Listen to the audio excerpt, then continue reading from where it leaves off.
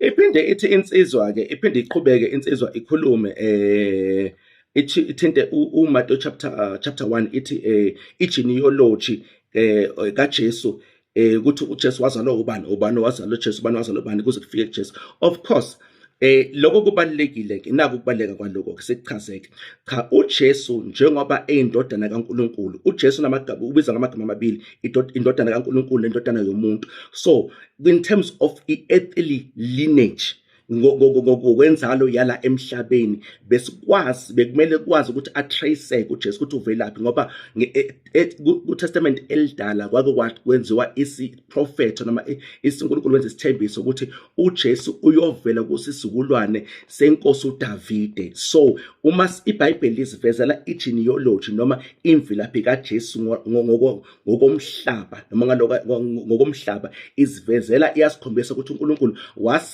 wasifeza isithembiso sakhe ukuthi uJesu uzovela kusizukulwane sikaDavide sika-Abraham because yaqhubeka indaba uJesu igcine indaba yakhe itrace even back to Adam. From Adam iqala ku-Adam inyuke ibale zonke izizukulwane divided into 14 generations bese ifika kuJesu ukukhombisa ukuthi uJesu usuka kubantu bakwa-Israyeli ukuze sikwazi ukumtrace according to his earthly lineage. Angeke kuJesu umthola ke ekhuleka aya kuNkulunkulu ngabantu bakubo labantu babona bonke bebala kuGenesis 1 uNkulunkulu uJesu ekhuleka kubaba wakhe osezulwini. Angeke umbuze athi ngiza kuwe ngoJosepha ngiza kuwe ngoAbraham ngiza kuwe ngoDavide ngiza kuwe ngoJosepha ngiza kuwe ngoJacob ngiza kuwe ngoIsaac. Awusoze uyithola into enjalo. That is just there ukusikhombisa ukuthi nge-earthly lineage uJesu wafika kanjani igeneration yakhe earthly you can trace it.